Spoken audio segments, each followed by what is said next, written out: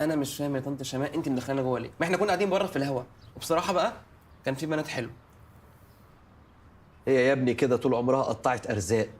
يعني انت يا ست شيماء دلوقتي بقيتي القائدة، انا رأيي تسيب القيادة لناسها، وان شاء الله ما تشيلوش هم حاجة، بس انتخبوناني. بومة بومة بني حقودية، أنا عايزك كده تستهدى بالله وتخلي قلبك معانا وندعي كلنا لشيماء.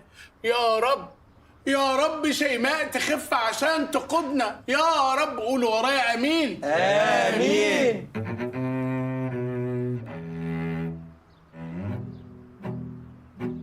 اللهم صل على النبي، اللهم صل على النبي. لا اله الا الله. ربنا استجاب لي دعائي، انها ساعة اجابة. قولوا ورايا يا رب الزمالك ياخد بطولة افريقيا. مش لما ياخد الدوري عندنا الاول؟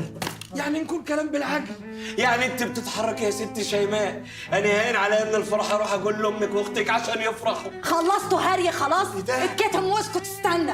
ايه ده؟ لا اله الا الله يا بنت بالله، انت كمان بتتكلمي؟ يا كراماتك يا رب، شوف الكرامات. انا لازم اروح اقول لمازو بيه عشان يديني الحلاوه. يا غبي انت مش فاهم انت بتقول ايه. بقول لك استنى موزو ده بالذات ما ينفعش يعرف اي حاجه. انا خلاص تمام اهو، مش تعبانه وكويسه.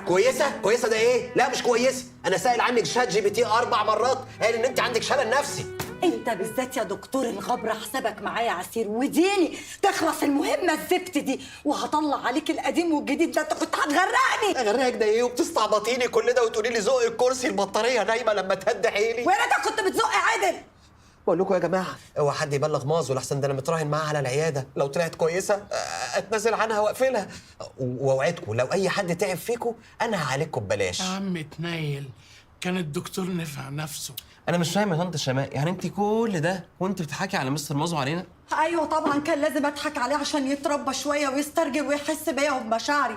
وبعدين انا كنت والله ناويه اقول لكم، كنت مستنيه اعرف فرصه وكنت هقول لكم، وهي جت اهي في المهمه الزفت دي. بس اهم حاجه ما ينفعش حد من الفريق التاني يعرف ان انا مش تعبانه، لانهم اكيد هيجروا يروحوا يقولوا لمازو، ولو مازو عرف ضغطه هيعلى وهينفجر كلنا. هدوء هدوء، مع الهدوء الذي يسبق العاصمه. عاصمه؟ طب ما لكم حاجه نشربها. هننفجر.